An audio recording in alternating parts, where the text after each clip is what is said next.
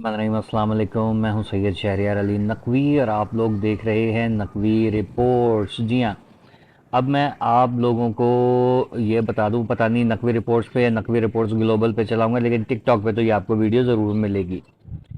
अल्ताफ़ हुसैन साहब जो हैं एक ग्रेट लीडर हैं यकीनन, और एक बेहतरीन टीचर भी हैं।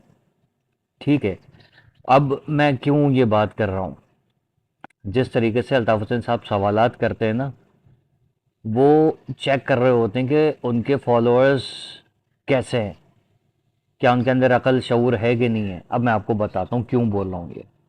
अल्ताफ़ हुसैन साहब अक्सर बात करते हैं कि पाकिस्तान ने कारगिल की जंग कैसे की और क्या किया, और 71 की जंग, और पुलवामा अटैक, और उसके बाद जो क्या कहते हैं, जिसमें अभिनंदन आया था हमारे हाथ में, और फिर अभी पहलगाम अटैक, फिर ऑपरेशन सिंदूर, ऑपरेशन बुनियादुल मरसूस, इसमें क्या जंग जीती। ये लोग अंधी तकलीद कर रहे होते हैं। ठीक है, वो ये नहीं देखते वो बंदा इशारा किधर कर रहा है। आप लोग जो है उसको फॉलो करें, उस बंदे को, मतलब आप लोग समझे ही नहीं अल्ताफ हुसैन को ना अभी तक। आप लोग अल्ताफ हुसैन को समझे ही नहीं है अभी तक। वो है क्या, वो क्या किस लेवल का वो बंदा है ना यार।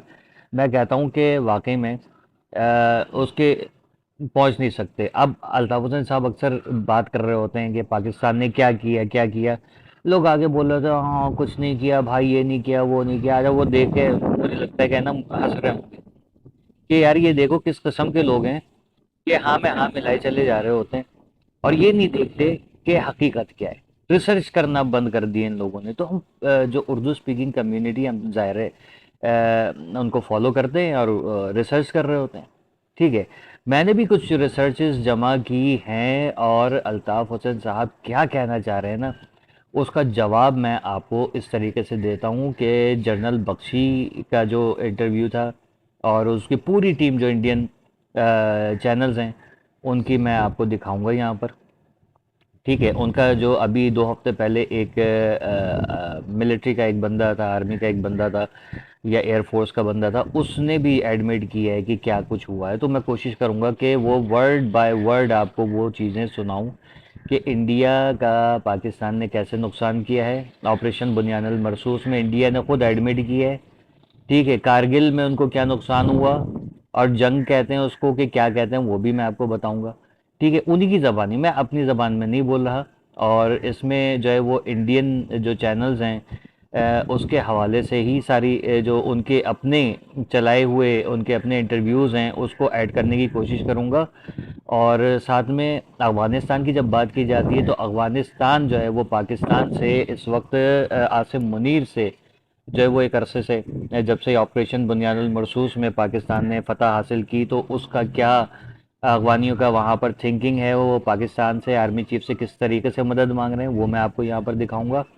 आप लोगों ने जो है वो इस वीडियो को पूरा देखना है, फॉलो करना है, और उसके आगे आप लोगों को ये करना है कि इसको शेयर करना है ज़्यादा से ज़्यादा, ताकि दुनिया को पता चल जाए कि एक हकीकी लीडर जो है वो उसकी थिंकिंग क्या है और उसके फॉलोअर्स की थिंकिंग क्या है। ठीक है, इसको पूरा वॉच कीजिएगा। अस्सलाम वालेकुम, मैं हूं सैयद शहरियार अली नकवी और आप लोग देख रहे हैं नकवी रिपोर्ट्स। जी हाँ, अब मैं आप लोगों को ये बता दूं, पता नहीं नकवी रिपोर्ट्स पे या नकवी रिपोर्ट्स ग्लोबल पे चलाऊंगा, लेकिन टिकटॉक पे तो ये आपको वीडियो ज़रूर मिलेगी। अल्ताफ हुसैन साहब जो है एक ग्रेट लीडर हैं यकीनन, और एक बेहतरीन टीचर भी हैं। ठीक है, अब मैं क्यों ये बात कर रहा हूँ, जिस तरीके से अल्ताफ हुसैन साहब सवालात करते हैं ना, वो चेक कर रहे होते हैं कि उनके फॉलोअर्स कैसे हैं, क्या उनके अंदर अकल शऊर है कि नहीं है। अब मैं आपको बताता हूँ क्यों बोल रहा हूँ ये। अल्ताफ हुसैन साहब अक्सर बात करते हैं कि पाकिस्तान ने कारगिल की जंग में कैसे किया क्या किया, और 71 की जंग, और पुलवामा अटैक, और उसके बाद जो क्या कहते हैं जिसमें अभिनंदन आया था हमारे हाथ में, और फिर अभी पहलगाम अटैक, फिर ऑपरेशन सिंदूर, ऑपरेशन बुनियानुल मरसूस, इसमें क्या जंग जीती। तो लोग अंधी तकलीद कर रहे होते हैं। ठीक है, वो ये नहीं देखते वो बंदा इशारा किधर कर रहा है। आप लोग जो है उसको फॉलो करें, मतलब आप लोग समझे ही नहीं आता उस बंदे को ना अभी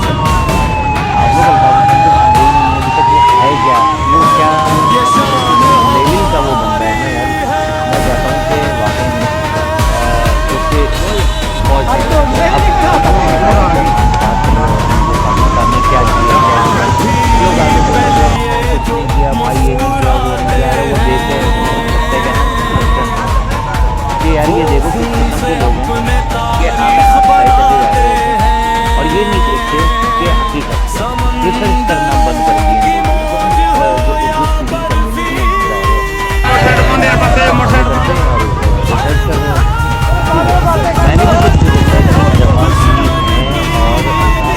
और उसका जवाब मैं आपको इस तरीके से देता हूँ कि जनरल बख्शी का जो इंटरव्यू था और उसकी पूरी टीम जो इंडियन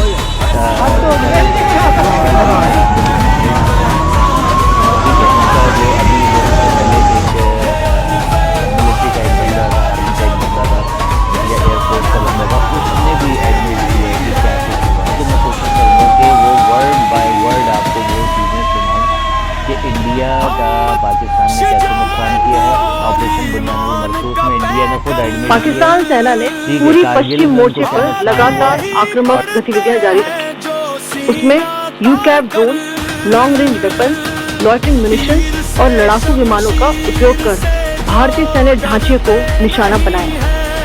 नियंत्रण रेखा पर भी ड्रोन घुसपैठ और भारी कैलिबर हथियारों से गोलाबारी की। अंतर्राष्ट्रीय सीमा और एलओसी पर श्रीनगर से नलिया तक 26 से अधिक स्थानों पर हवाई घुसपैठ के प्रयास किए गए। भारतीय सशस्त्र बलों ने अधिकांश खतरों को सफलतापूर्वक निष्क्रिय किया। फिर भी वायु सेना स्टेशनों पर उधमपुर, पठानकोट, आदमपुर और भुज बठिंडा स्टेशन, इन सब पर उपकरण व पर्सनल को हानि पहुंचाई। मैं ये भी बताना चाहती हूँ कि पाकिस्तान ने हाई स्पीड मिसाइल सुबह 1:40 पर इस्तेमाल करके पंजाब के एयरबेस स्टेशन को दागने की कोशिश की। एक निंदनीय और अनप्रोफेशनल एक्ट के तहत पाकिस्तान ने श्रीनगर, अवंतीपुर और उधमपुर के वायु सेना अड्डों पर चिकित्सा केंद्र और स्कूल परिसर को निशाना भी बनाया, जिससे उसके द्वारा सिविल इंफ्रास्ट्रक्चर पर हमला करने की गैर जिम्मेदाराना प्रवृत्ति फिर उजागर हुई। पाकिस्तान द्वारा सैन्य ठिकानों को जानबूझकर निशाना बनाने के पश्चात भारतीय सशस्त्र बलों ने त्वरित व सुनियोजित जवाबी हमले किए। Technical installation, command and control centres, radar site और हथियार भंडार को चुनकर निशाना बनाया गया। रफीकी, मुरीद, चकलाला, रहमियार खान, सुकूर और चुनिया स्थित पाक के सैन्य ठिकानों पर एयर लॉन्च सटीक हथियारों व लड़ाकू जेट से प्रहार किए गए। पसूर स्थित रडार साइट और सियालकोट का एविएशन बेस भी प्रिसीजन एम्यूनिशन से टारगेट किए गए। इन कार्रवाइयों के दौरान भारत ने कम से कम कोलैटरल डैमेज की क्षति सुनिश्चित की। चिंता का विषय यह रहा कि पाकिस्तान ने लाहौर से उड़ान भरने वाले नागरिक विमानों की आड़ लेकर अंतर्राष्ट्रीय हवाई मार्गों का दुरुपयोग किया ताकि वे अपनी गतिविधियां छिपा सके।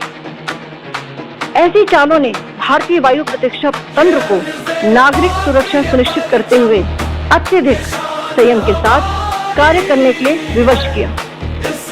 साथ ही साथ पाकिस्तान ने मिस इन्फॉर्मेशन का सहारा लेते हुए आदमपुर स्थित S-400 प्रणाली, सूरतगढ़ व सिरसा के हवाई अड्डों, नगरोटा के ब्रह्मोस तेज, देहरादूरी के तोपखाना पोजीशन तथा चंडीगढ़ के अग्रिम गोला बारूद डिपो को नष्ट करने के झूठे दावे सोशल मीडिया पर फैलाए। भारत इन फॉल्स नैरेटिव्स को पूर्णतः खारिज करता है। नियंत्रण रेखा पर पाकिस्तान ने ड्रोन घुसपैठ और भारी तोपखाना गोलाबारी के कई प्रयास किए। कुपवाड़ा, बारामूला, पुंछ, राजौरी और अखनूर सेक्टर्स में तोप, मोर्टार एवं हल्के हथियारों से भीषण गोलाबारी जारी रही। भारतीय सेना ने प्रभावी व तुलनात्मक प्रत्युत्तर देते हुए पाक सेना को काफी क्षति पहुंचाई। पाकिस्तान सेना के अग्रिम क्षेत्रों में सैनिकों की डिप्लॉयमेंट बढ़ती दिख रही है, जो स्थिति को और भड़काने की मंशा दर्शाती है। भारतीय सशस्त्र बल पूर्ण परिचालन तत्परता की स्थिति में है। अभी तक सभी शत्रुतापूर्ण कार्रवाइयों का प्रभावी ढंग से सामना कर उपयुक्त जवाब दिया गया है। भारतीय सशस्त्र बल दोहराते हैं कि वे तनाव वृद्धि नहीं चाहते, बशर्ते पाकिस्तान भी ऐसा ही व्यवहार करे। ताजा तरीन सूरत हाल भारतीय मीडिया के हवाले से आपको बताएं कि जंगी जुनून का शिकार भारतीय मीडिया पाकिस्तानी जवाब पर रोना धोना शुरू कर दिया है। पहले फेक न्यूज चलाई जा रही थी और अब सच्ची खबरें चलाने पर उन्होंने रोना धोना शुरू कर दिया है। क्या कमेंट्री की जा रही है, क्या खबरें नशर की जा रही हैं भारतीय मीडिया पर, आइए आपको दिखाते हैं। लेकिन सिंह ये कहा जा रहा था कि पाकिस्तान बिल्कुल आखिर में ये इस्तेमाल करेगा और पाकिस्तान को शुरू में इस्तेमाल कर रहा है। देखिए, इनके पास जैसे मैंने पहले भी बताया कि वह और भी बहुत सारे मिसाइलों का जखीरा है और इससे भी ज्यादा कारगर मिसाइल है, लेकिन ये केवल बताना चाहता है, ये केवल सांकेतिक एक वो बात है कि इसने एक मिसाइल फायर किया और 400 किलोमीटर। क्या इसका मकसद कहीं ना कहीं भारत का जो एयर डिफेंस सिस्टम है उसकी था लेना था, लेकिन कर दिया गया है। पैसेंजर्स रो रहे हैं, परेशान हैं कि क्या कुछ हो रहा है, जंगी जुनून का शिकार।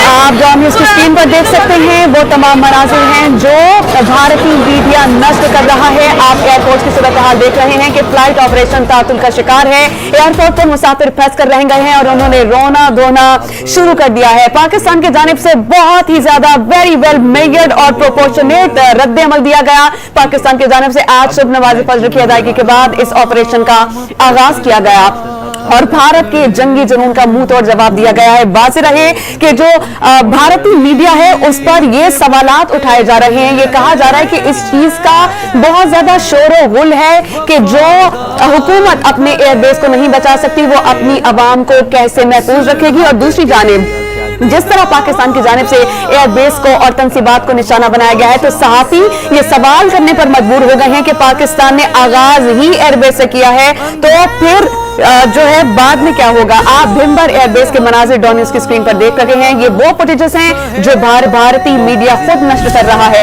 किस तरह के मनाजिर नष्ट किए गए हैं भारतीय मीडिया की स्क्रीन पर, आइए आपको दिखाते हैं। कि जब आप घबराहट एक तो लोगों की नजर आ रही है क्योंकि तमाम एयरबेस ध्वस्त होते हुए नजर आ रहे हैं, आपके गोले में बदले हुए नजर आ रहे हैं। सबसे ज्यादा जो चर्चा है वो ये कि जब आप अपने एयरबेस को नहीं बचा सकते तो जनता को क्या बचाएंगे।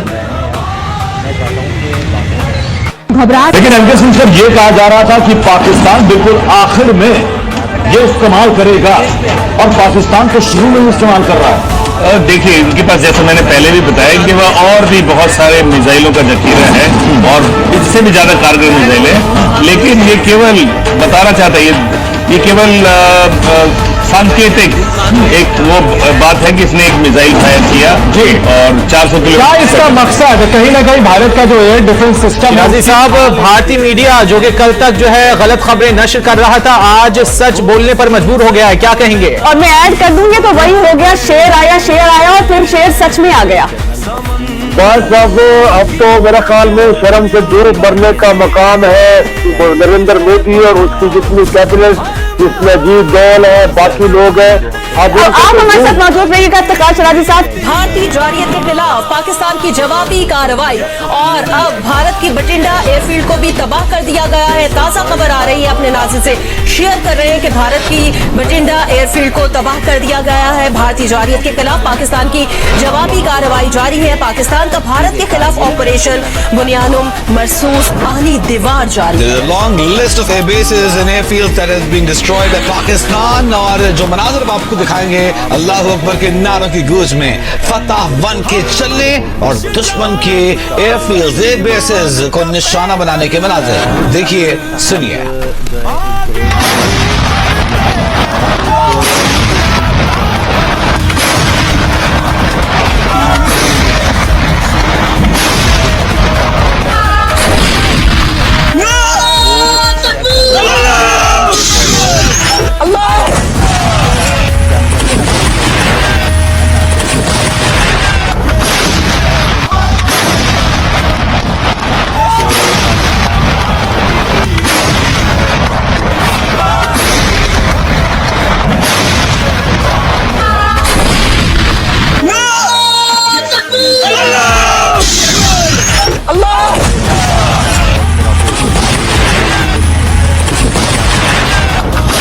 अकबर की सदाओं की गूंज में फतह मिसाइल बुनियानन मरसूस ऑपरेशन के दौरान अपने मिशन पर रवाना हुआ और ठीक ठीक निशान लगाए। अब खबर आ रही है बठिंडा एयरफील्ड को, जो कि पंजाब में वाक़ है, अब से कुछ देर पहले तबाह कर दिया गया। इससे नजदीकी सिरसा एयरबेस को तबाह किया गया था अब से कुछ देर पहले, जिसको भारतीय मीडिया ने भी एडमिट किया था। एक लॉन्ग लिस्ट, एक लंबी फहरिस्त है भारतीय एयरफील्ड और एयरबेस की जिन्हें तबाह किया गया। शहजाद इकबाल एक बार फिर हमारे साथ मौजूद हैं, उनसे बात अधूरी रह गई थी, वो मुकम्मल कर लेते हैं। शहजाद, S-400 तकरीबन $1.5 बिलियन का एयर डिफेंस सिस्टम और तबाह। और ये नहीं देखते कि हकीकत क्या है, रिसर्च करना बंद कर दिए लोग। शहजाद, हम कोशिश करेंगे दोबारा राब्ता करें इस शहजाद इकबाल से, लेकिन ताजा तरीन खबर आपको दें। तो कुछ देर पहले एक डिफेंस सिस्टम है जिस पर बड़ा नाज था इंडिया को, बड़ा घमंड था भारत को कि हमारे पास S-400 है। अपने आवाम को बताया जा रहा था भारत की जानिब से कि S-400 के होते हुए कोई हमारा बाल भी बीका नहीं कर सकता, लेकिन पाकिस्तान के फतेह मिसाइल ने उसी S-400 एयर डिफेंस को तबाह कर दिया है। ये मिसाइल्स को हवा में निशाना बनाने की और उन्हें थॉट करने की सलाहियत रखता था, जिसे नाकाम बना दिया गया। फतेह 1 आज का हीरो है, जिस तरह के उसके मनाज़र हम आपको दिखाएंगे। अल्हम्दुलिल्लाह, today is 10th May 2025 and this is a smashing response to a coward enemy and it will inshallah continue. नारा तकबीर, अल्लाहू अकबर।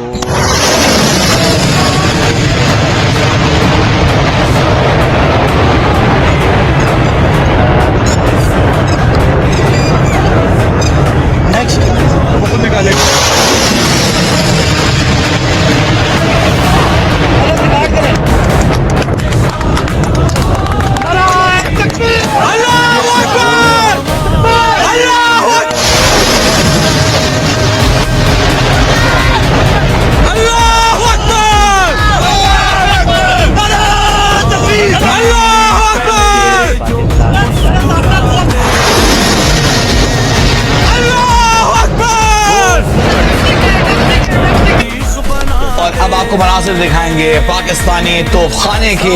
ये उड़ी के मनाजिर इस वक्त आप देख सकते हैं, पाकिस्तानी तोपखाने के मनाजिर आपको दिखाएंगे। तोपखाना निहायत अहम किरदार अदा करता है दुश्मन की पोस्टों को जो कि सरहद से मुत्तसिल हों, उन्हें निशाना बनाने के लिए, चेक पोस्टों को निशाना बनाने के लिए पाकिस्तान ने कल से अब तक इसका बहुत अहम इस्तेमाल किया। ये है इंडिया की एयरबेस, जिसे पाकिस्तानी फाइटर जेट F-16 और फाइटर जेट JF-70 ने चंद लम्हों में बुरी तरह से तबाह कर दिया। दरअसल पाकिस्तान और इंडिया के दरमियान लगी जंग के दौरान पाकिस्तानी फाइटर जेट ने इंडियन एयरबेस पर सुबह तहरी के वक्त जवाबी हमला किया, जिस हमले में इंडियन एयरबेस जो कि जदीद तरीन टेक्नोलॉजी से तैयार की गई थी, पाकिस्तानी फाइटर जेट का सिर्फ चंद सेकंड ही सामना कर पाई, जिसका नजारा आप इस वीडियो में कर सकते हैं। तो बात यही, आपका क्या कहते हो, क्या वाकई पॉलिटिकल लीडरशिप के डिसीजन की वजह से ऑप्टिक्स के लिए लिया गया डिसीजन और हाथ बांध दिए, उसी से नुकसान हो गया? देखिए कादर, जब जैसा देश वैसा भेष, जैसी देश में हाहाकार मैं 10 साल से कर रहा हूँ, सेना के मुद्दों पर गलियों में हाहाकार मत करो, यही होगा। क्या आज तक इजराइल ने बताया है कि उसके कितने हवाई जहाज गिरे ईरान को खत्म करने में? बताया? क्या आज तक अमेरिका ने बताया उसके कितने लॉसेस हुए हवाई जहाजों के? क्या आज तक चाइना ने बताया उसके गलवान में कितने आदमी मरे थे? कुछ हार्ड ऑपरेशनल मेथड्स हैं which are for operation, which Jan Bakshi out of all of us has been a very senior officer, which are only for the military operations of troops, nowhere else. These are hardcore military methods. This operation is off. इस तरह कह देते, confuse क्यों हो? Operation भी है और मारेंगे भी नहीं। अरे भाई, तो ऑपरेशन नाम क्यों दे रहे हो? ऑपरेशन नाम की डेफिनेशन चेंज कर दो। जब आप बोलते हो ऑपरेशन है, मतलब ऑपरेशन का मतलब ये ऑपरेशन है, लड़ाई है, उसमें कह देना ये करना वो करना, ये सब जो है इमैच्योर है। जैसे मैंने बोला ना, जैसी पॉलिटी जैसा देश वैसा वैसा देश हो जाता है। ये कुछ हार्डकोर मुद्दे हैं। 1970 आज तक हमने कारगिल में बताई हमारी कितनी कैजुअलिटी, लेकिन हमने बताई हमारी कितनी गन्स ऑपरेट नहीं की, कितने गन्स को चोट लगी, कितने हवाई जहाजों को लगी, क्यों लगी, मिसाइल थी नहीं थी। हम दो एस्पेक्ट हैं लड़ाई के, देखिए दो एस्पेक्ट हैं लड़ाई के। 71 वॉर की भी तो कुछ चीजें कॉन्फिडेंशियल है। 62 वॉर्स ऑफ हार्डकोर एलिमेंट। भाई मैं क्यों बताऊं मेरा रफेल गिरा, मेरा क्यों बताऊं किसी को? Sir sorry sir, Gen Bakshi sir, I don't want to worry you, most revered out of us, you have brought actually military leadership, retired military leadership to studios, but why should I tell the world?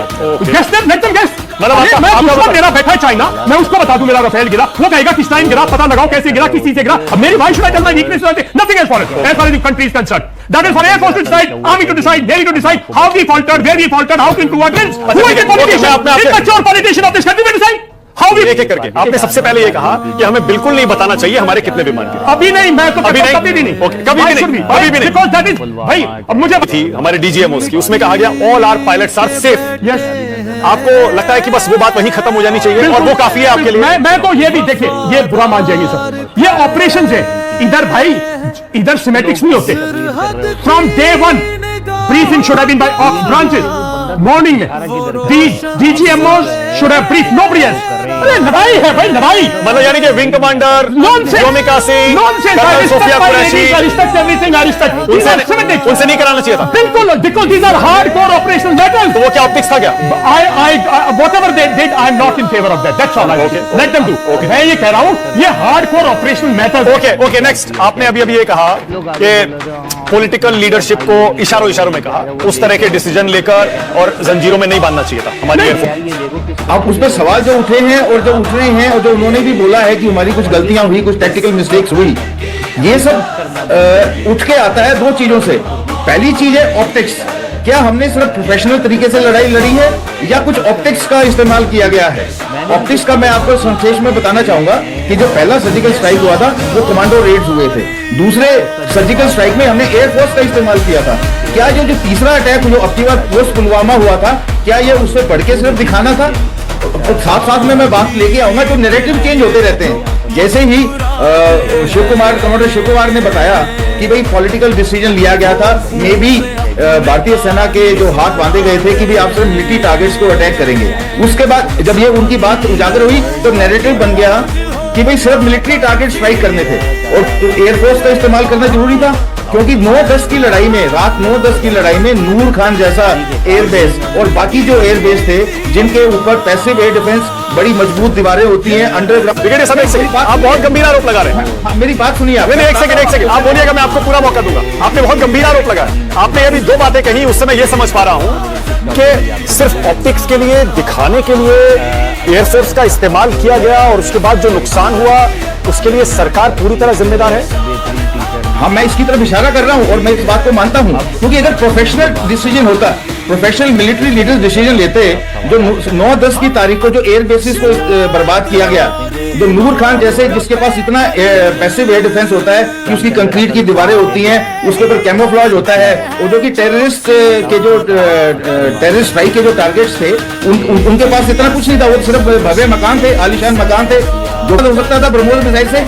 उसके लिए मैं Rafale उड़ाने की क्या जरूरत थी? उसके लिए मैं हेल फायर स्कैल्प मिसाइल से मारने की क्या जरूरत थी? वो जो टारगेट्स थे वो वेल विद इन ब्रह्मोस की रेंज में थे।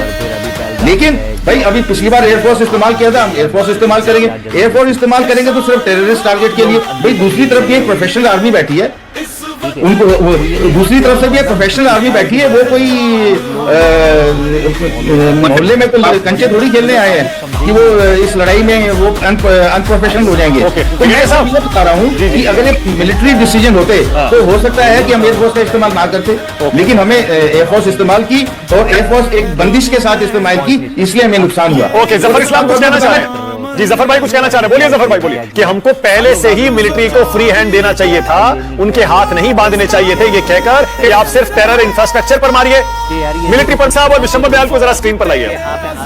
जैनी साहब आप ही बताइए, क्या आप ब्रिगेडियर दहिया की बात से सहमत हैं कि सरकार ने शायद दिखाने के लिए, ऑप्टिक्स के लिए एयरफोर्स का इस्तेमाल करने का और हाथ भी बांध दिए और उससे हमारा नुकसान हो गया? मैं अपने thank you Manav for inviting me on your debate. मैं अपने किसी भी कोलीग के स्टेटमेंट के ऊपर मैं कोई कमेंट नहीं करूंगा, that will be very unprofessional, और ना ही मैं किसी पॉलिटिकल चिक में पढ़ूंगा।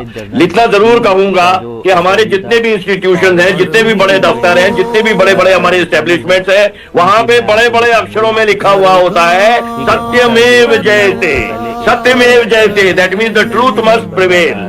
मैं तो ये मानता हूं कि अब ये जो संसद में एग्री किए हैं इतनी देर के बाद, और ये शायद किए भी इसी वजह से क्योंकि agree to the discussion, but we the people of India have the right to know what is the truth. के लड़ाइयों में नुकसान होते हैं, हर लड़ाई में नुकसान होता है, तो इतनी सेंसिटिव चीज नहीं है कि उसको एक्सेप्ट करने में। मैं आपको कारगिल का एग्जांपल देता हूँ मानक। कारगिल में हमने ये नहीं बोला 200 मरे, 400 मरे, 600 मरे, हमने बोला 527 एक जवान जो गिरा वो हमने किया। हमने ये नहीं बोला कि 800 जख्मी हो गए या 900 जख्मी हो गए, राउंड अबाउट फिगर नहीं दिया। हमने बोला 1117 लोग जो है जख्मी हुए। तो जब हम कारगिल में, क्योंकि के लड़ाई नहीं थी, मतलब it was not a war, it was a local conflict, हम एक्सेप्ट कर रहे थे कैजुअलिटीज, तो हमको सिंदूर में कैजुअलिटीज एक्सेप्ट करने में कोई वो नहीं होना चाहिए। एक कांच भी नहीं टूटा, एक कांच भी नहीं टूटा। और वो बोल रहे हमने तो सिर्फ मिलिटेंट कैंप पे अटैक किया है। जो सीडीएस बोल रहे हैं सिंगापुर में, वो बोल रहे हैं देखिए ये जरूरी नहीं है जानना कि कितने हवाई जहाज गिरे, पर ये जानना जरूरी है कि क्यों गिरे। इसका मतलब गिरे, इसका मतलब गिरे मानक। अरे भाई जो बख्शी साहब ने बोला सही है यार, अगर 3 हवाई जहाज गिरे तो ब्लडी वन गिरे, so what? We thought bloody 8 of them, 9 of them। Trump तो बोल रहा है वॉशिंगटन से 4 हवाई जहाज गिरे, उसकी इंटेलिजेंस रिपोर्ट दुनिया सुन रही है और हम घूमों के वहां पे बैठे हैं। ये बात ठीक नहीं है। तो ये संसद में अब हो जाएगा, 24 घंटे मिले हैं इसमें। लेकिन एक बात जो ब्रिगेडियर साहब ने सही बोली, कोई भी ऐसी बात इस 24 घंटे या 9 घंटे में नहीं होनी चाहिए मानव, जिसमें की के फौज का mural, Indian army, navy, air force के मुराल और उनके हौसले पर असर पड़े। ये होता है, ये जैसा हमारा इंडियन आर्मी का है, इंडियन एयरफोर्स का है। इस बात का जरा हमारे दोनों जो पॉलिटिकल वक्ता है अपनी अपनी पार्टी को कन्वे कर दे। कोई भी बात जरूरत भी मत करना पार्लियामेंट में हमारी बेइज्जती करने की, क्योंकि हमारा मोरल इफेक्ट होगा उससे। हर लड़ाई में होता है। तो ट्रंप 24 बार बोल चुका, हमने मध्यस्थता की, हमने मध्यस्थता की, अभी देखिए बोल रहा, कल परसों बोला, सब चीज बोला। अरे भाई अगर मध्यस्थता की तो मान लो, हम कुछ होंगे कि भाई टेररिस्ट मिले नहीं जिन्होंने पहलगाम किया। भाई जरूरी नहीं है मिलना, जरूरी नहीं मिलना, कोई जरूरी नहीं है कि ये टेररिस्ट पाकिस्तान से ही आए हो। ये स्लीपर सेल्स भी हो सकते हैं, लोकल्स भी हो सकते हैं, ओवरग्राउंड वर्कर्स भी हो सकते हैं, लोकल मिलिटेंट्स भी हो सकते हैं। अरे वो मिल गए, चले गए अपने अपने घरों में, अब नहीं ढूंढेंगे और अपना हमारी इंटेलिजेंस एजेंसीज लगी रहेंगी, एक ना एक दिन मिलेंगे ही, उनको भी भुगतना पड़ेगा अपना इल्जाम जो उन्होंने ये नापाक कार्रवाई करी है। अब विशंबर जी की बारी। देखिए जनरल बख्शी, अभी तक हम लोग डिफेंस की बात अलग करते आ रहे थे, स्ट्रेटेजी और डिप्लोमेसी की बात अलग करते आ रहे थे, लेकिन मुझे लगता है अब समय आ गया है। अब संसद का सत्र शुरू हो गया है, अब इस पर खुलकर बात हो जानी चाहिए, चाहे वो राजनीति की बात हो या फिर हमारे समाज की बात हो। देश भी जानना चाहता है, सरकार खुद कह रही है हम चर्चा के लिए तैयार है। जनरल बख्शी, आपको भी लगता है कि जिन सवालों के जवाब ऑपरेशन सिंदूर के बाद अभी तक नहीं मिले, अब उन सवालों के जवाब सरकार को संसद सत्र में दे देने चाहिए? जनरल बख्शी। नहीं, मेरा ख्याल ये पार्लियामेंट्री डिबेट्स होती इसीलिए है, और हम भी बड़े इच्छुक हैं सुनने के लिए कि क्या कहेंगे, क्या कहा जाएगा, क्या कुछ जो राज बचे हुए हैं वो खुलकर आएंगे। बहुत सारे सवाल जनता के पास है, तो एक अच्छी डिबेट होनी चाहिए। मुझे तो समझ नहीं आ रहा क्यों नहीं हो पा रही, क्योंकि ये तो बड़ा नॉर्मल है कि होनी चाहिए। शुरू भी हो गई है, समय भी आ गया है। अब I don't understand what the problem is. Frankly we would like to hear a good decent debate, discussion, जिससे कि फायदा होता है देश को, एनालिसिस से ऑफ द ऑपरेशंस, क्या सीखा, व्हाट लेसन्स लर्न्ड वगैरह, ये सब का समय है समीक्षा का। और मेरे ख्याल ये डिबेट होगी, पूरा देश देख रहा है। नहीं, जनरल बख्शी मैं डायरेक्ट पूछता हूं आपसे। जनरल बख्शी, बिल्कुल सही है, आपकी तरह मैं भी इंतजार कर रहा हूं, देश इंतजार कर रहा है, बहस शुरू हो और बहुत बढ़िया डिबेट हो, हमें भी जानकारी मिले बहुत सारी बातों पर जो अभी तक नहीं मिली है। क्या आप सरकार को इस सत्र में जनरल बख्शी बता देना चाहिए हमारे कितने जेट गिरे, सीज फायर किसने करवाया, पहलगाम का हमला कैसे हुआ? क्या इन सारे सवालों के जवाब खुलकर दे देने चाहिए आप सत्र में? तक सवाल है कितने हमारे जहाज गिरे। एयर मार्शल तिवारी ने साफ एडमिट किया था कि हाँ हमारा नुकसान हुआ है, जहाज गिरे हैं। हम लोग बगैर सीएड ऑपरेशंस के हम लोग गए हैं, क्योंकि हमको टेररिस्ट टारगेट्स हिट करनी थी। सीएड आप शुरू करते तो वो टेररिस्ट अपने टारगेट्स छोड़ के चले जाते। जो इतने जहाज गिरे हैं, अब कुछ अटकल जो लगा रहे हैं फॉरेन मिलिट्री एक्सपर्ट्स, वो कह रहे हैं एक रफाल, एक Su-30, एक मिराज। तो मुझे तो कुछ समझ नहीं आया। तो क्या अगर हमारे 2 या 3 जहाज गिर गए तो क्या कौन सी ऐसी आफत आ गई कि बताया नहीं जा सकता? क्योंकि फालतू अटकलें लग रही हैं, बेवजह स्पेकुलेशन हो रही है कि ज्यादा गए, ये नहीं गए, जो है तो बताया जाए। जी, और बहुत बढ़िया। जनरल बख्शी एक कमेंट और, जनरल बख्शी एक कमेंट और, ये डोनाल्ड ट्रंप को कैसे पता सर कि 4-5 विमान गिरे हैं? अभी हाल का उनका बयान कि हाँ 4-5 गिरे हैं, उनको कैसे पता? अब डोनाल्ड ट्रंप, माफ कीजिए, उनकी आदत है कि जो स्टैंडर्ड ब्रीफिंग दी जाती है एक अमेरिकन प्रेसिडेंट को, वो उनको सुनते ही नहीं। इसका मतलब वो जो है मतलब वो मार के उनकी बात में उतना विश्वास नहीं किया जा सकता जितनी पहले एक अमेरिकन प्रेसिडेंट की स्टैंडिंग होती थी कि वो CIA, military chief of staff उनको बहुत डिटेल्ड, इन डेप्थ उनको ब्रीफिंग्स दिया करते थे। तो जो भी कुछ वो कहते थे बड़ा दपातुला होता था और बहुत ही इंफॉर्मेटिव होता था। मेजर बख्शी का हुआ था, इसको बाहर कैसे लोग देखे? जैसे इंडिया में हमारा एक परसेप्शन है कि हमने घर में घुस के मारा, कंट्रीज में, इजराइल में, बाकी जगहों पर, यूक्रेन में, रशिया में, वहाँ कैसे लोग देख रहे हैं जो ये इंडिया पाकिस्तान। लेकिन जहाँ तक एक पर्टिकुलर चीज का बार बार जिक्र ट्रंप भी करता है और पाकिस्तान जिसको बहुत यूज कर रहा है वो पहली रात जिस टाइम हमारे 84 जहाज हवा में उड़े पाकिस्तान पर हमला करने के लिए, और पाकिस्तान का एक क्लेम कि हमने आपके 6 जहाज गिरा दिए।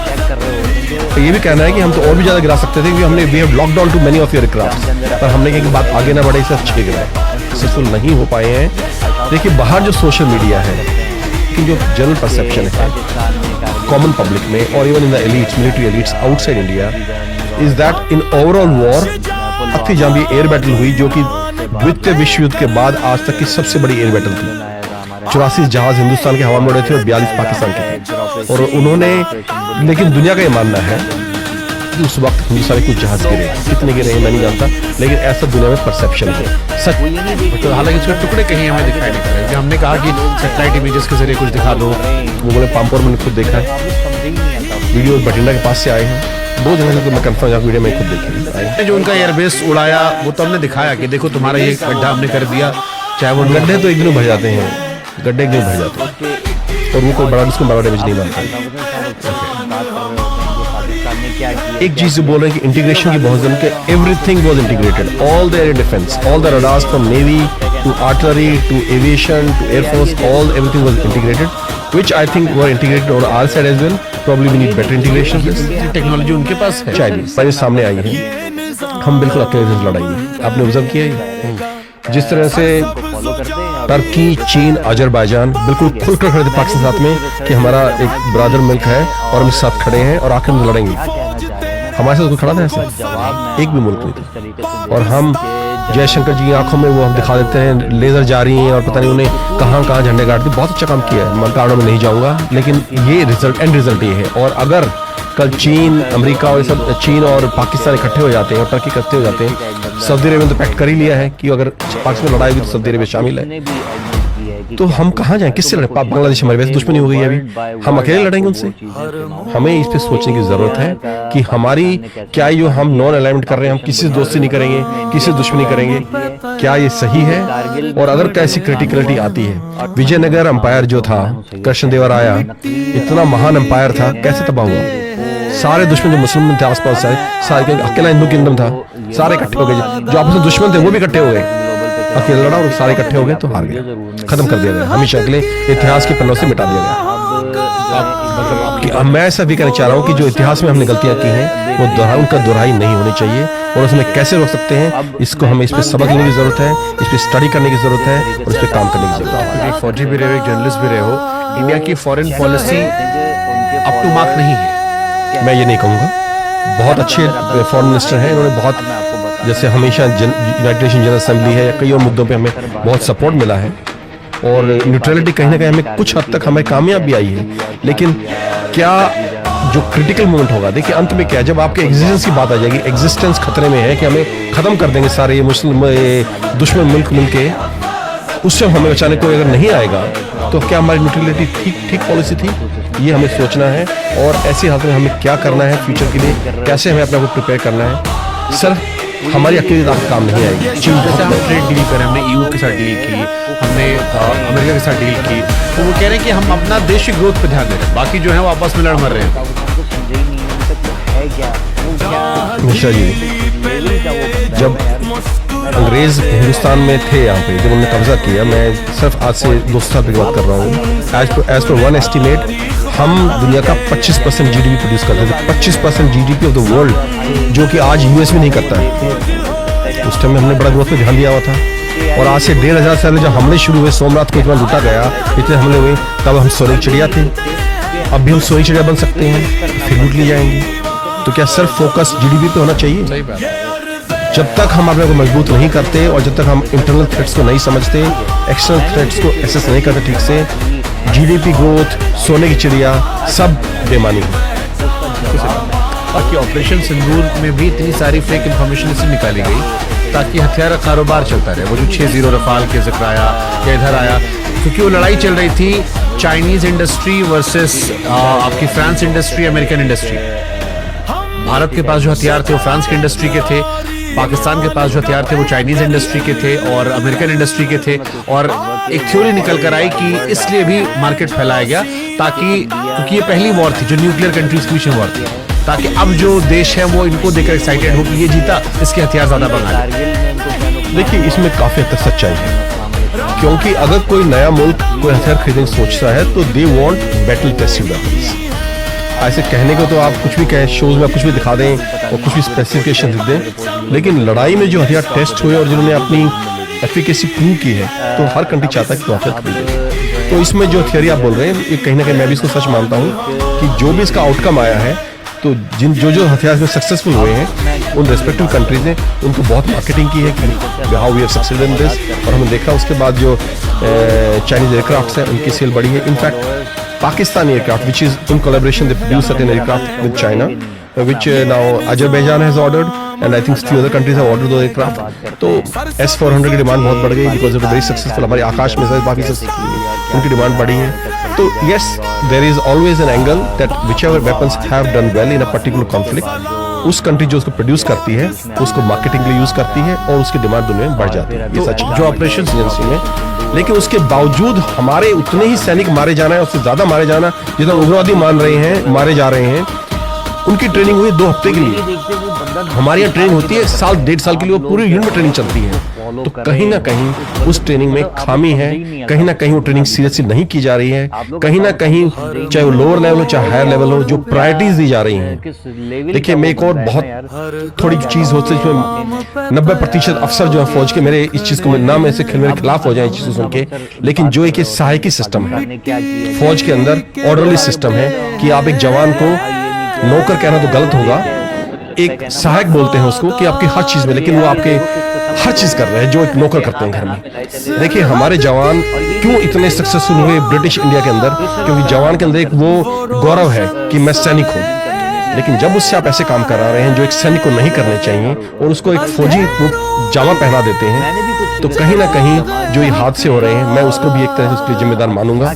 दूसरा, जहाँ आप किसी ट्रेनिंग सेंटर जाइए, ये नहीं कि मैंने फौज छोड़े मुझे इतने साल हो गए हैं, मैं हिंदुस्तान आर्मी के लगातार टच में रहता हूँ, जवानों से बात करता हूँ, जैसा मैंने बोला पत्रकार बन गया हूँ ना अभी, तो हर चीज पता करता हूँ क्या हो रहा है, कैसे हो रहा है, क्या बदलाव आ रहे हैं। तो ये जो है जहाँ ट्रेनिंग हो रही है ट्रेनिंग सेंटर्स के अंदर, कुछ जगह हो रही है, कुछ अच्छे कमांडेंट्स आते हैं कराते हैं, लेकिन ज्यादातर हर जगह सहायक बांट रखे हैं आपने। जहां भी उस कमांडेंट को, उनके कर्नल साहब को अगर कोई फेवर चाहिए फौज के अंदर, वहां एक सहायक दे देता है। और सहायक कौन चाहते हैं? जाते हैं इन्फेंट्री जवान, वही राजपूत, जाट, सिख, गुरखे जो लड़ने हुए लोग हैं, उनको अगर आप ये काम कराएंगे तो फिर कहीं ना कहीं हमारी ट्रेनिंग, उनका जो मोटिवेशन लेवल है और जो रिजल्ट हमें देखने को मिल रहे हैं वो सामने आएगा। मेरे को आपकी बात सुन के एक फौजी की बात याद आई, क्योंकि एक चैनल में कई सारे फौजी हमारे साथ थे, तो मैंने उनसे पूछा था कि कैसे पता करें कि जो आतंकवादी है वो कश्मीरी है या पाकिस्तान से आया है। तो उन्होंने बड़ा छोटा उदाहरण दिया था मुझे कि अगर शहादत उनकी ज्यादा होती है कि 4 आतंकवादी, आप खबर पढ़ते हैं कि 4 आतंकवादी मारे गए और कोई जवान शहीद नहीं हुआ, एक जवान शहीद, तो समझ लेना वो कश्मीर का था, क्योंकि वो उतने ट्रेंड नहीं होते हैं, नए होते हैं, सिर्फ जोश में आगे भेज जाते हैं। लेकिन अगर ये उल्टा सुनाई पड़े कि 2 आतंकवादी मारे गए, 4 हमारे भी जवान शहीद हुए, तो समझ लेना वो सरहद पास से आया था, क्योंकि वो बहुत ट्रेंड होके आया था, मुश्किलों से आया था। तो मेरे जहन में हमेशा सवाल चलता था कि अगर एक आतंकवादी उतनी ट्रेनिंग ले रहा है तो हम क्या कमजोर पड़ जा रहे हैं ट्रेनिंग उस पर? और ये फौजी की बताई हुई बात है कर्नल, वही आपको बता रहा हूँ कि वो जो सरहद पार से भी आया है ना, उसकी ट्रेनिंग भी कुछ हफ्तों ज्यादा नहीं होती है। यहाँ हम 9 महीने तो सेंटर में ट्रेनिंग कराते हैं, नए जवान जो भर्ती होता है उसकी लगातार यूनिट में ट्रेनिंग चलती है, तो कहीं ना कहीं उसमें कमी रही है। और हमारी प्रॉब्लम क्या है, अब मैं ये चीज बोल रहा हूँ ना, कल 10 लोग मुझे इस चीज की गाली देंगे कि आप ये कैसे बोल सकते हो अपनी फौज के बारे में। अरे हमारी फौज इसलिए बोलना जरूरी है, अगर इस चीज को हम एड्रेस नहीं करेंगे और सिर्फ फौज के अंदर रहने देंगे तो इसमें कभी सुधार हो ही नहीं सकता। एक और सवाल मेरे जहन में से आ गया क्योंकि इसी का जिक्र हो गया। किसी एक जवान ने मुझसे कहा कि 26 जनवरी को जो परेड होती है उसमें हमारे यहाँ कर्तव्य दिखाया जाता है, सैन्य शक्ति के प्रदर्शन की। एक जवान के तौर पर कैसे देखते हैं? देखिए, मार्च पास्ट ठीक है, आपकी सैन्य शक्ति का प्रदर्शन है, सही है, बहुत अच्छी चीज़ है। हमारे जो सिटीजन्स हैं, नागरिक हैं, उनका मनोबल बढ़ता है कि देखिए हमारी फौज कितनी स्ट्रांग है और हमारी रक्षा कर सकती है, सक्षम है, बहुत अच्छी चीज़ है। लेकिन जिस चीज़ के मैं खिलाफ हूँ थोड़ा, आप जो लगातार मैं बचपन से देखता आ रहा हूँ, वो एक मोटरसाइकिल चल रही है, उसके ऊपर डंडे लगा रखे हैं, किसी में 10 लोग, किसी में 20 लोग, कोई इस पर शीर्षासन कर रहा है। देखिए, हम सर्कस नहीं है, ये फौज है और हमें सिर्फ वो चीज दिखानी चाहिए जो हमारे कॉम्बैट पोटेंशियल दिखाती हैं। हाँ, झलकियां वो अलग हैं, वो हमारी कल्चरल विरासत दिखाती हैं, अलग चीज़ हैं। जहाँ तक सैन्य शक्ति का प्रदर्शन है, वो चीज़ें दिखाएं जिससे हमारा कॉम्बैट पोटेंशियल है वो दुनिया को दिखे, हमारे नागरिकों को दिखे। इस तरह की चीज़ दिखा के मजाक बनता है। मेरे जो बाहर के दोस्त हैं, मेरी बहुत मुल्कों की आर्मी ऑफिसर्स फ्रेंड्स हैं, मिलते हैं, बातचीत करते हैं। मुझे किसी ने अपनी क्लिप दिखाई, राज इज दिस इंडियन आर्मी, तो वो सिर्फ एक चला रहा है मुझ बड़ी करके और 5-6 लोग चढ़े ऊपर नीचे, और वो हम नेशनल रिपब्लिक डे के अंदर वो हम अपने कर्तव्य पथ पे चला रहे हैं। What impression we giving to the world? I don't want to be extra critical, but we have to stop doing this circus and all. Let's show only combat power when we show it to अपने जो नागरिक हैं, अपनी citizenry है, उनका moral बढ़ाने के लिए और दुनिया में एक इंप्रेशन का कार्ड है। इससे पाकिस्तान में भी हम देखते हैं, आसिम मुनीर हुए, शहबाज शरीफ हुए, इन्होंने भी एक एग्रीमेंट साइन किया कि अप्रत्यक्ष तौर पर वो भी लड़ाई रुकवाएंगे और अगर हिजबुल्लाह हमास आता है तो ये भी अटैक करेंगे। तो वो इस तरह कोई कदम नहीं उठाएंगे। लेकिन एक इंटरेस्टिंग खबर मैं आपको बता दूं कि अभी Israel has become very active in Balochistan, because Balochistan के एक तरफ है ईरान और ईरान में एक प्रोविंस है सिस्ट बलोचिस्तान, वो सारे सुन्नी मुसलमान हैं, बलोच हैं, जबकि ईरान पूरी एक शिया कंट्री है। तो वो हमेशा उनको दबाते आए हैं जो बलोच है ईरान के अंदर। तो ईरान नंबर 1 दुश्मन है इसराइल का, और पाकिस्तान जो न्यूट्रल कंट्री है वो इससे दुश्मन है। अगर बलोचिस्तान कल एक इंडिपेंडेंट मुल्क बन जाता है और वो अगर ईरान के साथ अलाई करता है, जैसे कुर्द कर रहे हैं अभी, इजराइल के साथ अलाई करता है, तो this is the best scenario for Israel where they can keep an eye on Iran as well as Pakistan at the same time with the base in Balochistan. Is it possible? चल रहा है इस वक्त। जो बलोच लीडर्स है, पीछे अभी एक इकोनॉमिक टाइम्स ने शायद एक इंटरव्यू पब्लिश किया है of a Baloch leader who is in exile. उसने बोला कि हमने इजराइल को बोला है आप हमें इस वक्त सपोर्ट करो and we will recognise Israel, we will have diplomatic relations with Israel and will support Israel. तो मीर बलोच और बाकी जितने भी हो सब कई 2-3 अलग-अलग मैगजीन्स हैं, अलग न्यूज़।